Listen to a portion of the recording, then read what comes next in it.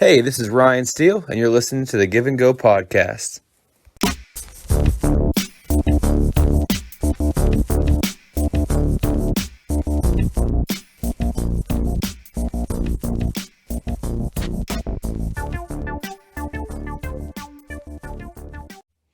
Hey, it's time for the Give and Go Basketball Podcast. I am your host, Mitch Shreve, along with Ryan Steele and Ben Sperry. Take a listen to today's episode, and if you like what you're saying, make sure you hit that subscribe button. You can also go back and listen to some of our earlier content on all streaming services, the audio versions, and then be looking for some of our newer stuff to come out onto those audio versions too. We're going to keep the same topic flowing here because there's been a lot of good playoff stuff happening since the last time we've recorded. As we're recording right now, it's Monday night. Nobody is currently playing, but we have the Western Conference final set with the Suns Clips and the Eastern Conference final set with the Hawks and the Bucks. So let's backtrack a little bit to a very good series that happened with the Jazz and the Clippers. And let's talk about how that whole series kind of played out for us. Who wants to start? Yeah, man. Yeah, Ben. so I mean, coming in, Jazz were the number one seed for a reason. I thought that they had a good shot at being able to just match up and shoot really well and get wins. And they started the series off with two straight, wins in Utah. And it kind of looked like that's how it was going to go. And then even more so, it looked like that's how it was going to go when Kawhi Leonard goes down with an injury. And it just seems like now it's going to break Utah's way. And then sure enough, Paul George, who's been much maligned many years for his playoff performances, comes up huge. He comes up huge, both in a game 5, that Utah really could have taken the control of the series and then in the closeout game in game 6.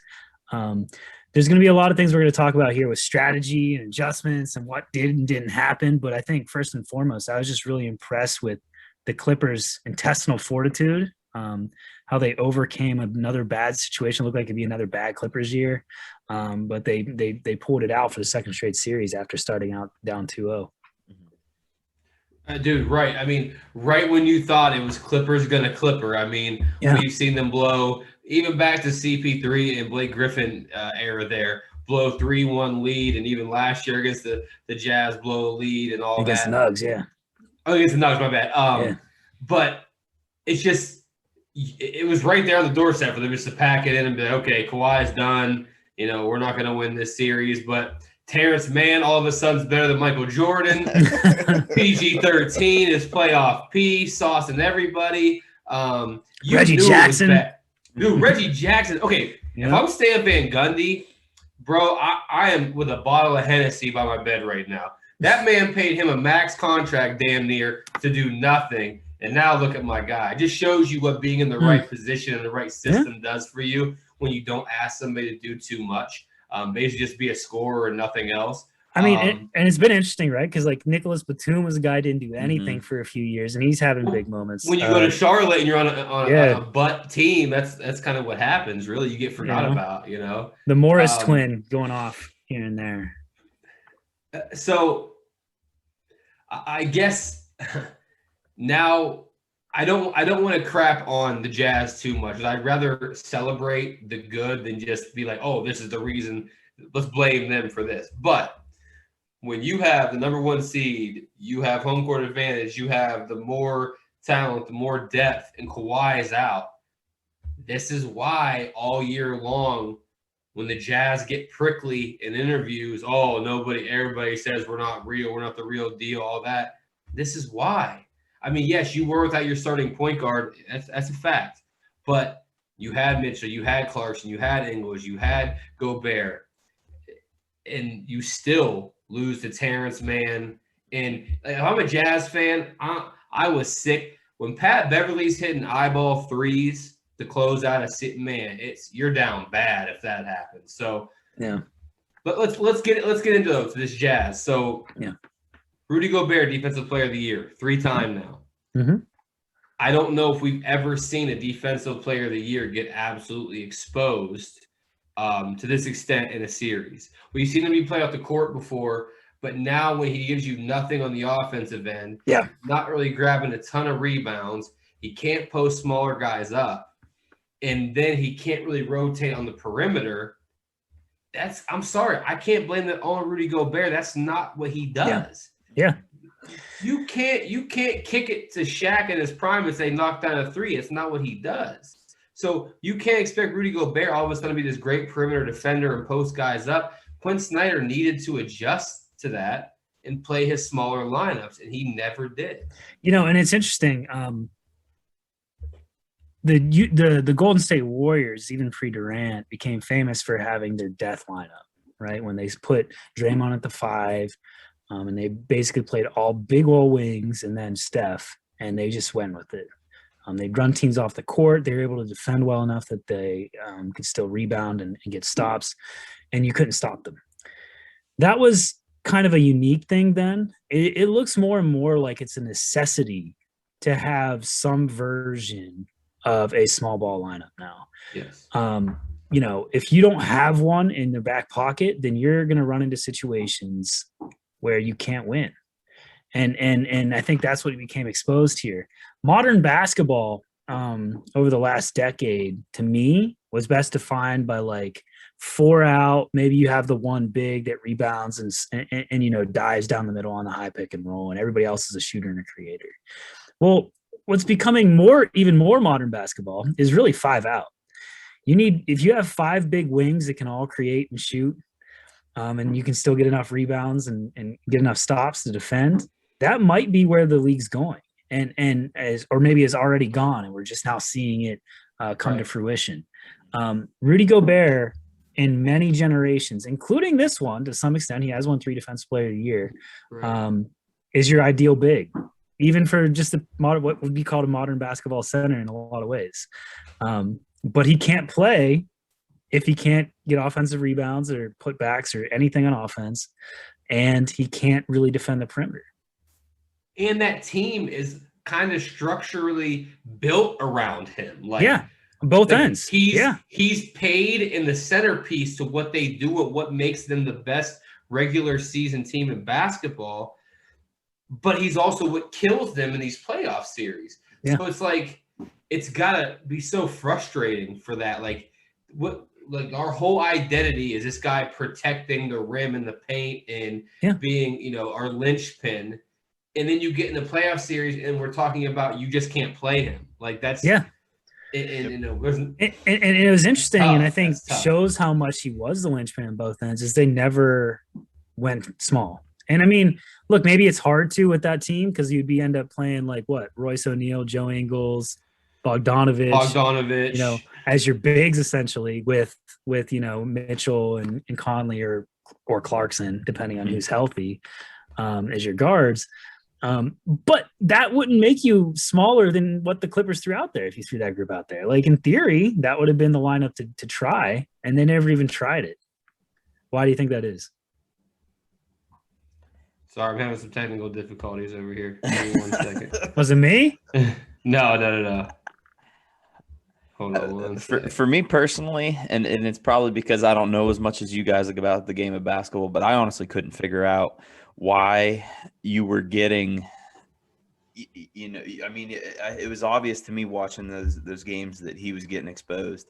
And, it's like, all right, are you just trying to roll with it and hope that you can overcome it somehow? Or, but I know that Mitchell wasn't full strength, but he was still putting up his normal numbers. So I don't know if they were just kind of hoping that would just carry them. I don't know.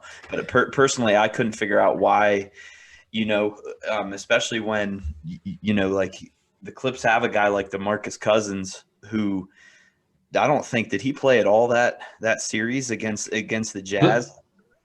Honestly, I think maybe I think Lou the first couple games kept the rotation bigger, like a lot of coaches will at the beginning of a series. Then when it gets down to it, you're shortening that to 7 or 8 guys. So I think he played early in the series. What was the question you asked me though? I was kind of basically, why did they never try a small ball lineup? Yeah. Well, I think what's the old saying? Like you dance with the girl that brought you there. Yeah. Like, you know what I'm saying? Yeah. I think, and we'll get into the Sixers in a little bit here. I think that's the same extent what they both try to do here. Like, this is what we do. We were the best team in the league. This is our identity. I'm not budging. I'm not flinching. I mean, and now it's to a fault. It's to a fault that I think that's a weakness in a lot of coaches is you're so just stubborn and just rooted in what your ideals are that you won't change. I just think that's dumb, and it cost them. I don't. And that's not to say that they would have went small. They would have won, but it just seemed like it gave them a better chance. It made the defense not be able to load up because you don't got a guard Rudy Gobert and stuff.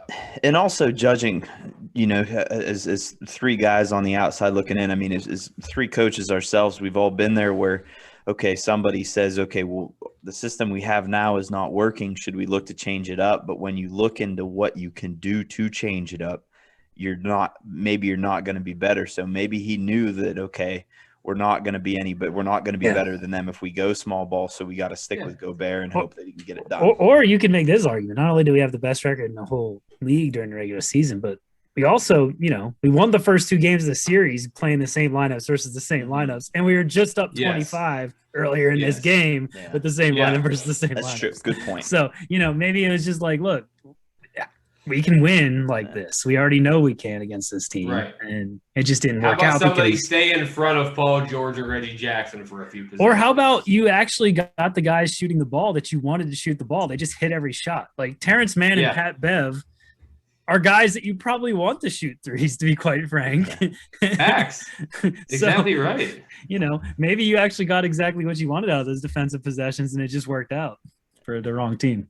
Well, hey, let's. I think this is a good spot. Let's go ahead and transition to the East a little bit because we got the two series to talk about with the East. Let's start with the Bucks and the Nets, which was maybe not everything it could have been with an injured Harden who yet still played those last few games, and then a Kyrie who couldn't play. Against a pretty healthy Bucks team. So, I think Nets were the better team, but they were just plagued by injuries. But you can't fault KD for what he did. But Ben, you had some pretty interesting thoughts on this series. Yeah, I mean, one, it was frustrating for the very reasons you just outlined. Like when it feels like the best team didn't get a legitimate shot to compete and win, it kind of leaves a bad taste in your mouth. Mm-hmm. And I think, I've said this before, not having a true super team is not necessarily good for public interest because it's hard to root hard against, even if you don't like them, right? It's hard to root against the Nets if they don't have all their superstars playing at a superstar level in a way. Right. Now, we got to see some special Durant games that maybe you don't get to see if he's not the focal point of everything. But it just kind of left you feeling like you missed something that could have been even more special had they been fully healthy, because the Bucks were also very good and they deserve a lot of credit. Giannis had a lot of big nights. I mean, he struggled with some free throws. He did some things that were kind of ugly out there at times, but he had a lot of momentous, performances. Middleton had some big games. Guys stepped up for the Bucks and they do deserve to win, but it just makes you feel like you kind of wish they could run it back. Mm-hmm. I think the injuries honestly made it a better series because it looked like even without Harden, two healthy guys out of those three looked like they were just going to run away with that series. Even the third game the Bucks won at home KD was a buzz away from tying it right there. That's true. And the Nets played really bad that game, but still almost won. Well, and that's actually part of it. What sucks too is that even if you're a Bucks fan, you don't want to have a win and then be like, oh, it's only because. Now, maybe you don't care. Yeah. Like maybe Toronto fans don't really care that the Warriors were all busted up when they won. They sure don't. But if you're a fan whose team won a championship, you're not going to be in 2027 being like, man, I really wish we would have beat them full strength. This doesn't feel as good. Yeah. No, you're going to remember it for every good moment it was. Yeah, so, first things first, shout to the Bucks because They are the dumbest team in the NBA by a wide margin. Just idiotic. Why they make it so hard on themselves to play the game of basketball. Giannis is the most physical force in the paint, and they make him catch the ball 30 feet from the hoop and dribble. If I would let him shoot 20 straight wide open threes, and if he made 10 of them, congrats, you win. Yeah. Because his game is a Shaq game. It's less skilled than Shaq because he doesn't even have the moves. He literally just bullies you, travels, and lays it in. I mean, but it's just like Shaq. All you can say is, oh, he just dunks. But stop it then. Stop it. And you can't stop it. Yeah. So I just think they make it so hard on themselves with Giannis. And then even like you shouldn't go in a playoff series if he's on the floor 4 or 5 straight possessions without him getting the ball somewhere like 10 feet from the hoop. It makes no sense. They do it constantly. And we talked about this before, but it seems like even if something as simple as running the pick and roll with him being the screener and getting him more chances to go downhill as the roll man would be something that could work. Because, I mean, you got guys like Drew Holiday can create. You got Chris Middleton, who's an actually elite, mid-range shooter. You could run pick and roll with Giannis as a roll man rather than just throwing him the ball 20 feet from the basket and saying, okay, now just run into everybody and see what happens.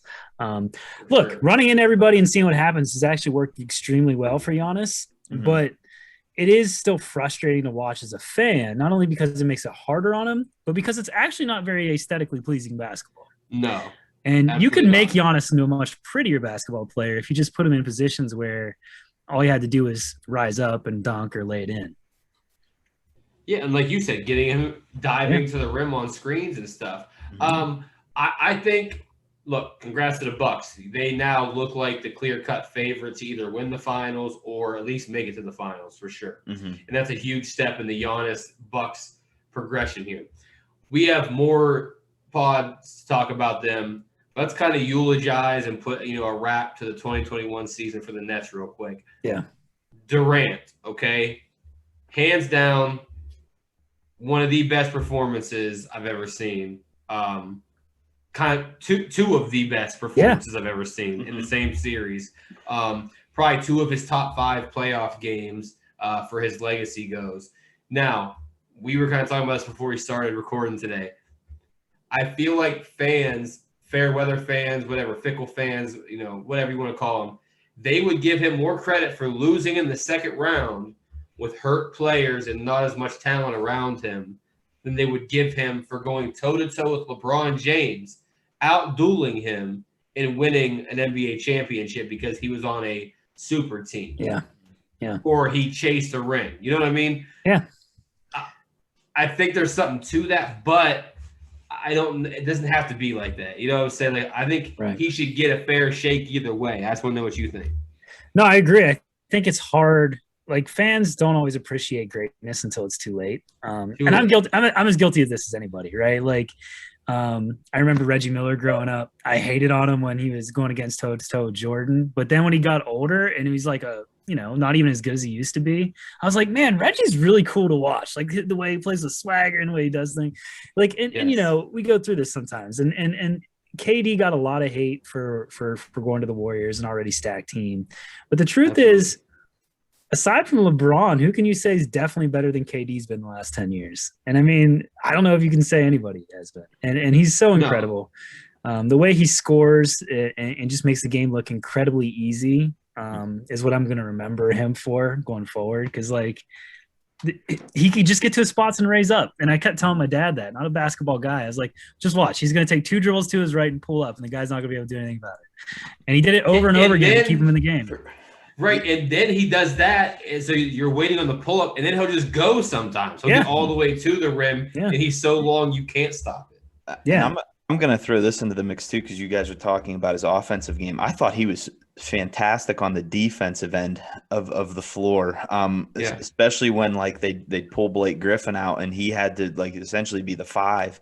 And I mean, he was dominant on the defensive end, I thought. He rebounded his ass off. Yeah, he was rebounding like crazy, which he didn't always do in his career. But he was He was grabbing 15, 17 rebounds in some of these games. I think going to the Golden State Warriors helped him in that aspect of doing what it takes to win, where him and Westbrook were just trying to out-talent everybody.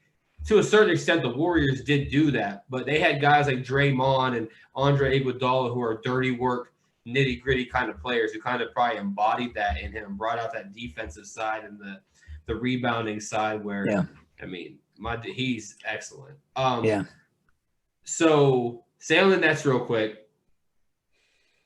Is Harden getting a pass because he was injured, do we think?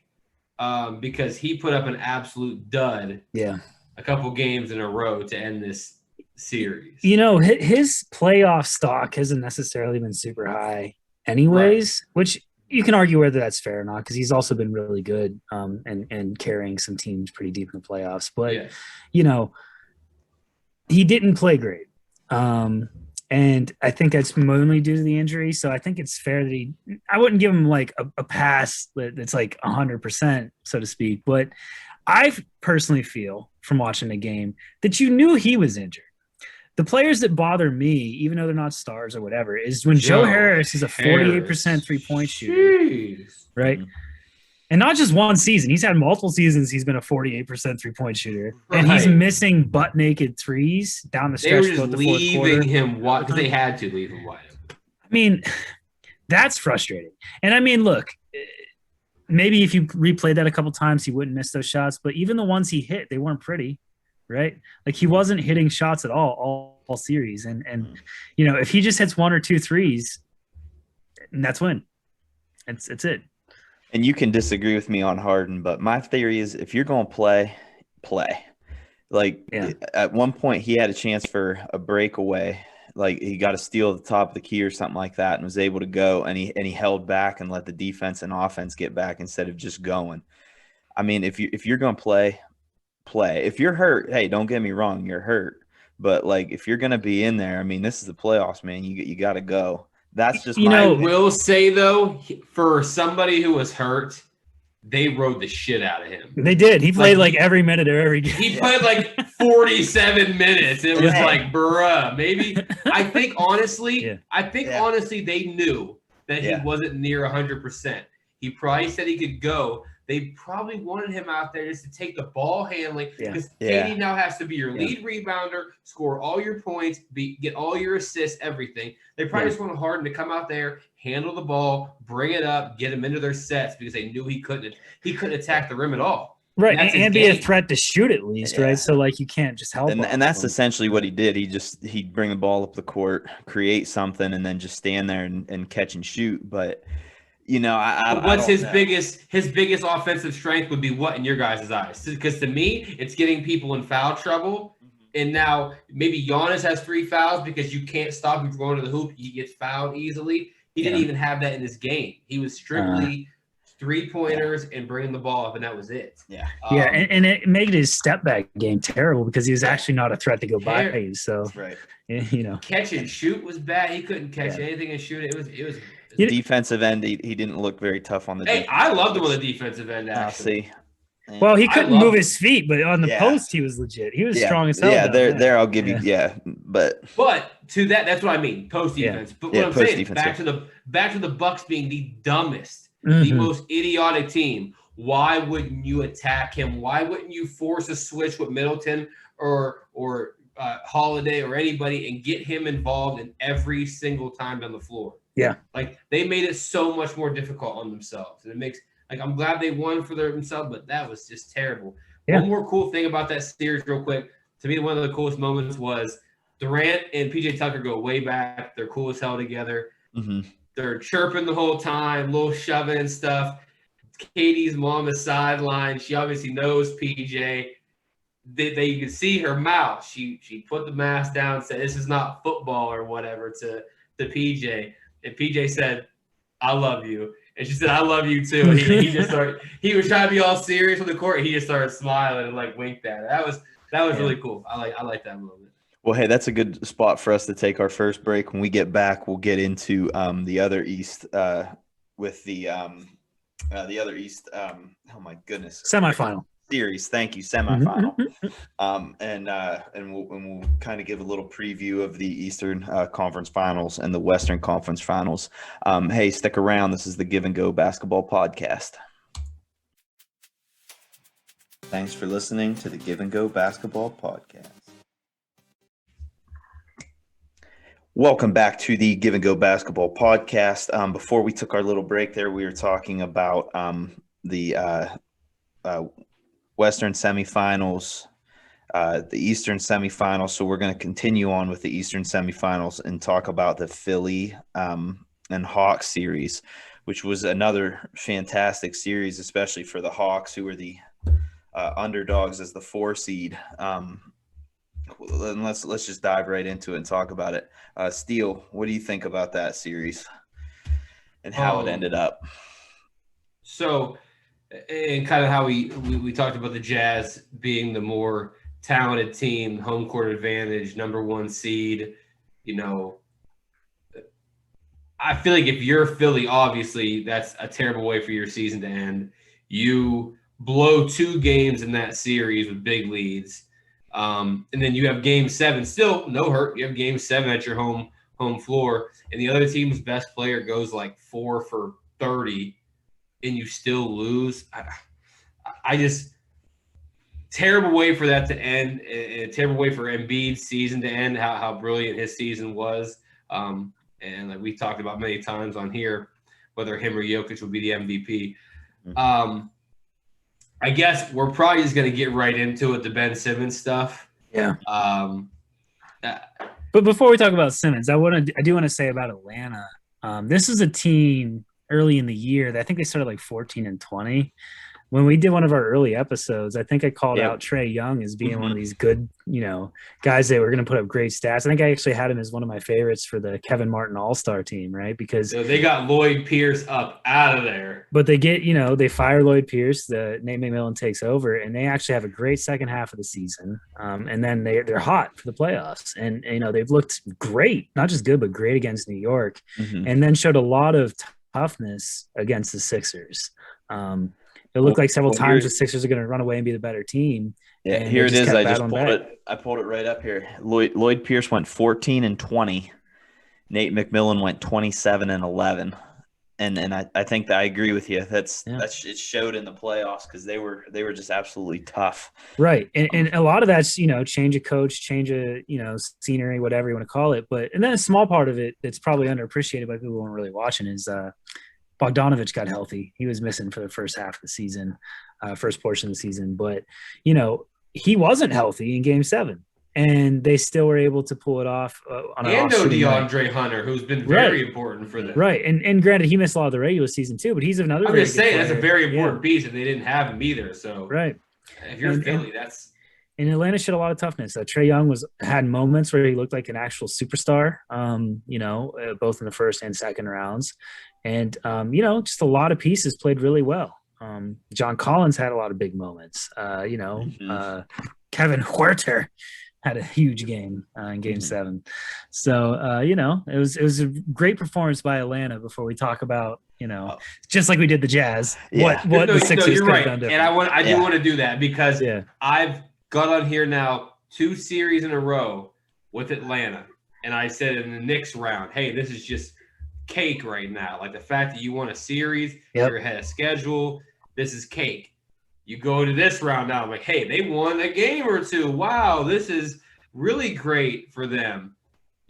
Now you came this far. It's no longer just good to be here. You kind of got to go out and try to – I mean, they're trying to win, but you got to win now. You're there. Again, I probably am going to disrespect them a little bit. I don't really think they have a chance to win this series, but I didn't think they had a chance to win the Philly series. So I really don't know nothing about this stuff. Yeah. Now, what we all came here to talk about, what everybody wants to hear about, is the Sixers and them crumbling and just being the organization they've been for the last 40 years. Hey. One, Ben Simmons, obviously taking all this blame, all the shots towards, and rightfully so. I mean, you are an all-star player. You're you're number 1 pick, one of the most talented guys coming in the league. I hate calling people chokers or losers or whatever, but a dude that was that good in to be number one pick, his team in college didn't make the NCAA tournament, lost early in the NIT. He comes into the league, he continually plays bad in the playoffs, and then now you see he's literally scared to shoot the ball and take a wide open layup in the crunch time. Ben, what are we doing here with Ben Simmons? It's tough because I think it's interesting after talking about Giannis because like Ben Simmons actually has some similarities. There's some big differences too in terms of how they both play. But one of the differences that I think is important is basically your strategic like alignment. And I say this because earlier this season, I believe it was against the Jazz. There's a game that Embiid missed, and Ben Simmons scored 42 points. Looked a lot like a Giannis, and just consistently attacking the basket with shooters around him. Able to be both the dribble drive guy and be like able to do dribble handoffs and stuff like that, like a traditional big would. And it really unlocked a skill set for him that night. Now, what you don't see in the playoffs, and I think it's partially, he got in a huge slump with free throws and just became scared to get fouled at any given point. And they were doing hack of Simmons. But it's also, that's not going to be his role when Joel Embiid, who's one of the best big men scorers we've had in a long time, is in there. That guy's going to take up a lot of space, both in the post, in the paint, and in the mid-range. That means Simmons can't operate in those spaces. He's going to be doing the dribble handoffs, So like, I think we're also putting Simmons in a position where he can't do what he's best at because we know he can't shoot. And it really messes up the spacing if he's going to be the primary ball handler and you can play 15 feet off of him to get other players in their ideal locations to score. So, I think it might be a time for a change of scenery. And it almost has to be. Yeah. Because when you hear some of these quotes after the game with Doc, they asked him flatly, can Ben Simmons be the point guard on a championship team? I don't know. Well, I will say, though, Doc inherited him. That's not his guy, and that's kind of how sports goes. But even Embiid, like, that's his guy, and he brings up Ben passing up, a wide open layup and then the missed free throw. He openly brings that up in the press conference. So now it was one thing because who cares? If the fans turn on you, nobody gives a shit. Like, players don't care. As much as these fans want to think the players care about them, they don't care about you. Like, you just yell and drink beer and throw popcorn. Nobody cares. But when your guys that you go to war with start to turn on you, that's when the organization and when the guy who's the face of the organization, player-wise, starts to turn on you, it seems, that's when the change could happen. Yeah. Now, I will say this, and I jotted this down so I would have it to read off here. So, we can blame Ben Simmons, for sure. I just don't know if he's getting too much of the blame or just the right amount because it wasn't like it was all on him, okay? They blew 2 games up big where nobody outside of Seth Curry and Embiid made shots in a whole second half. And then, I don't remember which game it was. Embiid went 0 for 12 in the second half of one of the games. 0 for 12 of a game. Okay, you choose Tobias Harris basically over Jimmy Butler, okay? Ben Simmons and Tobias, reap what you sow then. Tobias Harris was bad in a lot of these games in this series. He was terrible in Game 7. Bad. And I don't even really want to blame him because he's not that kind of guy. Like, he's not hey, go get us 30. Like, that's not him. I mean, you might have paid him like that, but he's not a superstar like that. But I just want to bring this up. For all the accolades and recognition Doc Rivers gets, I mean, he gets a lot of it. He's living off that one championship like a mother, if we're being honest, okay? 2009, Celtics up 3-2, lose the series. 2010, Celtics up 3-2 on Lakers in the finals, lose the series. 2012, up 3-2 on the Heat, lose the series. 2013, up 3-2 on Grizz, lose Game 7 at home. 2014, Clippers blow a 15-point lead in Game 5, series ends in 6. 2015, Clips blow a 3-1 lead to the Rockets in a closeout game. They were up by like 20-some points in the second half. 2016, Clippers up 2-0 on Blazers, lose 4 straight. 2017, lose a game 7 at home. Last year, blow a 3-1 lead to the Nuggets. And then this year, blow 2 games against a lesser team. I'm sorry. At some point, we can't just all blame Ben Simmons for this. Mm-hmm. Yeah. How we talked about Giannis earlier, how we talked about Gobert, how it not being all their fault, the coaches, the system has to put them in better positions to succeed. If you're Doc Rivers and you get all this, these accolades, you're this guy, you have to put him in a better role, like you were kind of just talking about there. Mm-hmm. He can't be, for much of that series, he was dribble up the court, toss it off, set a ball screen, and just stand down the low block out of the way. You pay this guy all this money to wander around on offense. Yeah. So I guess it's a long-winded way to say, yes, he's probably gone. Where they can find the trade, I don't know, because he's going to be devalued now a little bit.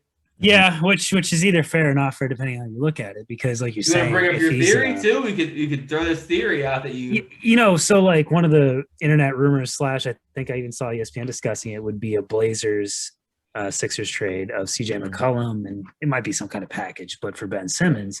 And to me, that could work. And the reason is because Philly needs another guy who can create some offense and can't be, basically unguarded on offense from the perimeter. And CJ McCollum is a wonderful player we've talked a lot about here. Mm-hmm. Real quick, say right there, could you imagine CJ in this series with Embiid? I mean, and Seth Curry also hitting threes like crazy. Right. Let's just you just flop Simmons out for him. Now you lose defensively because Simmons is elite defensively. He's an amazing defender. Like he actually literally can make Trae Young look swallowed sometimes, but he gives you so little on offense. It reminds me when Tony Allen got played off the court when the Warriors played them some years ago. Andrew Bogut guard Tony Allen. And then you have to take your best perimeter defender off the court because it's just geometrically your offense has been ruined now, right? My bad. Get back to your point. I just want to see if they had CJ right now. That'd be so CJ, does he make a big enough difference? Does he actually make the Sixers better, even though comparably talent to talent, maybe Simmons is a better player, but for fit purposes, does CJ give you more for the Sixers? Yes. And then on the other hand, the Blazers haven't been able to get over the hump, having 2 elite guards on offense that aren't great defensively. Simmons is now a versatile defender, can guard all your big wings in the West or your little guards, or he can even play a small ball 5, and he unlocks that hidden offensive thing that we've talked about, or that hidden lineup that we've talked about of being able to play a small ball lineup. He also gets to be that dribble handoff guy playing with Dame. Maybe he can be Draymond for them. Like he could legitimately if you're going to trap the pick and roll when he's a screener, he's going to get it in the middle and attack downhill with shooters in the wings and corners and a big man that can catch a lob and be an elite secondary ball handler. That's your de facto point guard and allows Dame to run off screens. I can actually imagine a team like that having maybe even a higher ceiling for Portland. It's going to have to be a team with shooters. That's the meta. Yeah. It's going to have to be him with 3 or 4 shooters at all time. Yeah.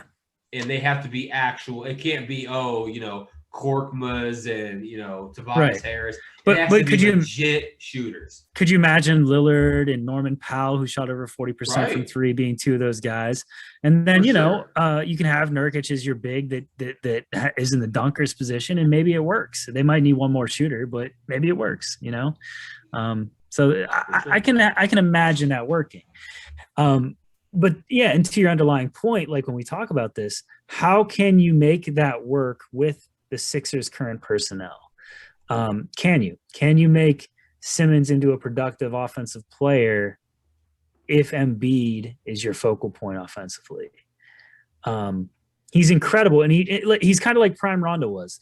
He brings a lot to the table that as a package is really special, but he also takes one glaring thing off the table that can really hurt you.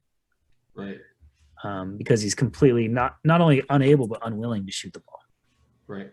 And I will say this too, for Ben Simmons, who look, I'm an empathy kind of guy, and I feel bad for dude. I mean, he plays hard, he really does. He obviously has limitations, and to have the world watch you crumble on a stage like that, and it just seemed like you mentally crumbled to like you were scared to shoot and scared to play. That sucks, man. Like have to go home and like deal with that. But I will say, to his credit, a lot of people are bashing this. Oh, they're roasting. Oh, Kevin Huerter, killed trust the process in one game, yada yada yada, and they want to blame Ben Simmons for this trust. Okay, the Sixers had a lot of chances to get a lot of guys. Okay, Yeah. they had a lot drafted a more lot of misses. guys. They drafted a lot of guys a lot worse than Ben Simmons, Nerlens Noel, Markelle Fultz, Jahlil Okafor, to name a few. In the words of Stephen A. Smith, some of those are bona fide scrubs. And let's not kill Ben Simmons like he's a bona fide scrub. I mean, he's an elite defender, elite. It was a metric this year. He had more passes that led to threes than any player in the league this year. That's his game. He gets to the rim and kicks out. So he's still a very good player. It's just in the playoffs when the game slows down, it's a half-court game. Yeah. If you can't make shots, I mean, you're a liability at that point. So, it's tough for Philly. But, again, I think more of the blame should be split up on that. You blew multiple games. Yeah. It's never just one guy. Yeah. Let's go ahead then and move into the Eastern Conference and Western Conference Finals and just get a quick preview. I mean, the Suns and Clips have already played one game. With Devin Booker having a huge triple double in that first game to kind of overcome the Clippers. No Kawhi Leonard, no Chris Paul. What kind of series is that going to look like with both of those not really knowing? They're both out for game 2. It's already been announced. What kind of series is that going to look like if those guys are missing most of the series, if not all of the series? Yeah, this has been a year of injuries in the playoffs, really kind of putting a damper on some of the matchups. But I don't expect to see Kawhi back. I do expect to see Chris Paul back. I don't know. I mean, though the Clippers have done some impressive things since Kawhi's gone down, if they can beat the Suns without Kawhi, it just feels like this is a way different matchup. The small ball thing isn't. I mean, maybe because Ayton's just a different dude. He's more nimble. He attacks more on offense, including the offensive glass. That he can't get played off the court in the same way that Gobert should have been. He's just he will post you up too. Yeah. He will post. He's more athletic. He will score. Yeah, and maybe you could do it if your 5-man small ball unit included legitimate 2 times Finals MVP and Kawhi Leonard. But I don't know if they can. I don't know if they can do that with Marcus Morris and Nick Batum taking that position. And I think it's only going to get harder when Chris Paul comes back because the Suns aren't even at their max potential without him. Though Devin Booker getting to handle the ball full time looked awesome. 40-point triple double for your first playoff game as a full time point guard. It's pretty good. I just think the Suns have more going for them right now. And I think it puts so much pressure on guys like Marcus Morris and Reggie Jackson, and Nick Batum and Terrence Mann. Guys who aren't ever asked to be secondary scorers to this large extent. And now the margin for error is so much smaller to where if one of those 3 or 4 guys doesn't score 20 or more somewhat efficiently, you're doomed, basically. Yeah. Or if Paul George has one of those weird games where he doesn't get going, you're done. And I think the weirdness of it is usually we know that, okay, Kyrie, his ankle's hurt, ruled out. We know he's not going to play. The Kawhi thing's weird. It seems like they know he's done, but don't want to admit so. Yeah. And the Chris Paul thing, welcome to the COVID, world that we live in. He could be playing right now at 100%, but because the testing and everything, there's a lot of uncertainty. Will he come next game, the game after? Who knows? But if they both stayed out for the whole series, I still think the Suns would prevail in that scenario. But they need Chris Paul. Let's not kid ourselves. They need Chris Paul. And this will be an interesting one to see after we get a few games in, because if anything, if I've learned anything this playoffs, it's not to be the prisoner of a moment. Right. And we've been kind of deliberate in our pacing in terms of getting these episodes out, and it's probably made them a little bit better as a result, because if you're a prisoner of the moment, you know, the Clippers are dead in the water after game 2 when they lost both games at home Yeah, in the first round. with They're- Kawhi. With Kawhi. And they were dead in the water. With Kawhi. They're dead in the water down 2-0 versus Utah. So who knows? They seem to have a steadiness about them, whether that can be attributed to Kawhi or Ty Lue or whatever, that they've just been able to overcome getting buried early in these series. So maybe they just keep coming anyways. And, you know, they did lead the league in 3-point percentage and hit the most threes of like they make a legitimate claim to be one of the best 3-point shooting teams of all time, Yes. which is crazy to say out loud because it doesn't seem like that when you watch them. But then you see but when you look up and they realize they've hit so many threes each game, it's starting to bear itself out. Maybe they can just keep doing this and ride the hot waves of, you know, when everybody gets going and it becomes a series if you know, you end up in a game 6 or a game 7 and somebody gets hot. So I don't count them out, even though I think the Suns are favored. Yeah. All right, let's transition to the East then. Can the Hawks keep the magic going and overpower the Bucks and, you know, head to the finals, or no? Steele, I think I know what you're gonna say, but Well, I mean, do I think so? No. yeah. But the Bucks are so stupid. that's where I was. I mean, who knows? I mean, Yeah. maybe they'll probably get a switch with Giannis, Trae Young guarding Giannis, and will shoot a 3. I couldn't tell you. Like, I really couldn't. So the case that the Bucks would win is that I think they're just better, and their time and that their time has finally come because they've quite frankly underachieved the last couple of playoffs, right? Yes. The case against the Bucks, or maybe even more against the Bucks than for the Hawks, is that they've had high-profile kind of crappy series, including Giannis, when you kind of bottle them up by just making a wall and saying somebody else beat us. And the Hawks could have the eye of the tiger, kind of like Miami did last year in the bubble, and just keep on finding ways to win each series. In the Eastern Conference playoffs.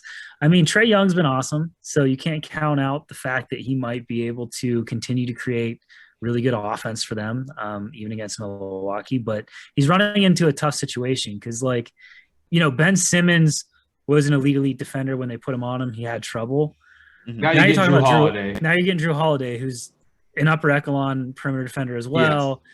And probably won't get played off the court offensively because, you know, he's had some bad shooting nights, but, you know, he's still tough. They just can't afford for him to be off the court anyway. Yeah. Right. So like, I don't think it's going to be easy for him to go off against Milwaukee. And then defensively, who's going to stop Giannis? I mean, are you going to play John Collins or Capella 15 feet off him and just go with it? You're going to have to probably. You know? And I thought Capella, to a certain extent, did pretty good against Embiid. Yeah. And Embiid's more talented. At least he made him work. You know what I'm saying? Mm-hmm. Like, yeah, Embiid had the injury a little bit, but he made Embiid work. Mm-hmm. I thought Collins was okay. But I think the way they play Giannis is going to be super interesting. Yes. You've got to almost speak to the ego and say, you can't shoot. Prove you can shoot. You can't shoot. Shoot it, and make him shoot. Right. Because if I'm them, I'm just having him at the rim all game long. I think the Bucks. I guess Philly is a really good defensive team too, but the Bucks are definitely going to be probably their toughest challenge they've seen so far. Yeah. And where I'll disagree a little bit, because you do see kind of that trajectory with like how Miami was last year, how they upset some teams. A little bit different scenario where the Heat were running through those series. Yeah. And then they weren't even close. I mean, it was sweep, 5 games against the Bucks, 6 games against those series were never even in doubt. They weren't, you know, coming back from 25 down to win those games. Like, it was a weird phenomenon where they were just carrying through those series. The Hawks, I think, have overachieved for what they are, especially with no DeAndre Hunter. You know, they're not exactly healthy themselves. I see them maybe getting two games in this series. I'd like to see it go 7. But I just don't know if, you know, you're putting a lot on a 6-foot guy to to carry Yeah. you. Yeah, and on top of that, they just had big moments from a variety of players. I mean, when Danilo Gallinari's been awesome for moments this playoffs. for That's my them. guy. Mhm. That's my You guy. know, Lou Will has had moments where he's hit some big shots. Bogdanovich, when he's been healthy, has been a clutch killer with big threes. And then Huerter, of course, having that massive game 7. They're going to continue to need, just like we talked about the Clippers, like these other guys that aren't necessarily the marquee name on the team, to have huge moments and hit huge shots, because otherwise it's going to become, and does sometimes become, stagnant with Trae Young having to create so much for either himself or one of the bigs on a roll. And if they can make it be all Trae Young all the time, that is the Bucks, and then make it difficult on him because they got some good perimeter defenders, I think Atlanta's going to struggle. But if Atlanta continues to get massive production from all these other guys, then maybe they stay in the series. I think where Trae is gonna struggle is obviously, yes, the majority of the time they will probably have, Drew Holiday on them. Where it gets different compared to what you saw against the Knicks and against the Sixers is, if you blow by Drew Holiday, guess what? Now you have Giannis and Brook Lopez at the rim, and that's what they're best at. They are just so good at walling off that paint and he's got a great floater. Yeah. He's going to have to throw that thing way up to get over them, man. He's going to get hounded. Is our consensus as a pod leaning Bucks Suns Yes. finals? That's my I think that's the favorite for sure. Also, we talk a lot about Chris Paul on this podcast, whether it's, Mount Rushmore point guards, this, that. I sent text the other night. I don't know if it was to you guys, but there's 3 things certain in life: death, taxes, and Chris Paul missing playoff games late. I made a joke the other day that even if he didn't have COVID, like, he would have been playing in the middle of game 1, and his wife would have called that his dog was lost, and he had to go home and look for it. Like, why is he always missing games in the most crucial times? It's like the worst luck in the world. I don't know. If this was a video game, you would just hit reset, because it's not fair. Hold on. I'm starting this over. It's not right. This isn't realistic. Why does my best player miss all the big games? I low-key feel bad for him, though. He's finally there. They clearly need him. He's coming off one of his best series ever. He's incredible. Yeah. Mhm. Like, he was ridiculous, and now he can't play. It's like, and now let's say he has to miss the first 5 games, and the Suns win 4-1. It's gonna make him look so useless because, like, we needed you, but we got through this without you 4-1. It was easy. Right. Like, and then if he comes back and plays his ass off and they lose in the finals, it's right back to blame Chris Paul time. Mm-hmm. It's just like, I feel bad because it's either, it's either gonna be. It's either gonna be Giannis gets killed or CP3 is gonna get killed. Yeah, one or the other. It's going to be interesting. Hey, let's go ahead and we'll get our final thoughts in, and we'll wrap this episode up. Ben, go ahead. Give me your final thoughts for today's episode.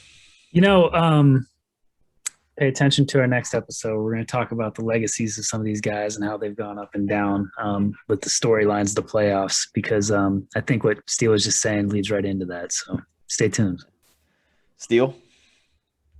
Yeah, hey. Good basketball to come. I do feel like we've been cheated out of some better series, which kind of sucks.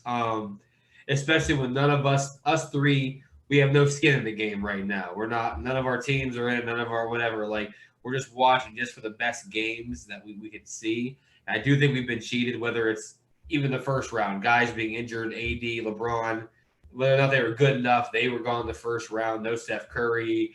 A lot of guys not here, but that happens every playoffs. I think it's almost overstated at this point. Good basketball. Hope it keeps coming like this. Super pumped to keep this going. Like Ben said, keep an ear to the ground for our next upcoming episode on legacies and what's going to happen. I think that's going to be – I'm excited for that one. I think that's going to be a good one. As always, like our stuff, subscribe, follow us on everything. Go to our YouTube page. All the information is there. And on a totally unrelated note that has nothing to do with anything we talked about today, but I think you all knew this was coming. Armando Baycott returns for his junior season. Go Tar Heels. I had to say, we haven't been talking about the Tar Heels. Like, I haven't mentioned them in the past like 3 or 4 episodes, so I got to get that. I got to get it out. All right. Hey, this has been another episode of the Give and Go Basketball Podcast. Ryan Steele, Ben Sperry. We'll see you next time. I'm Ben Sperry, and this was the Give and Go Basketball Podcast.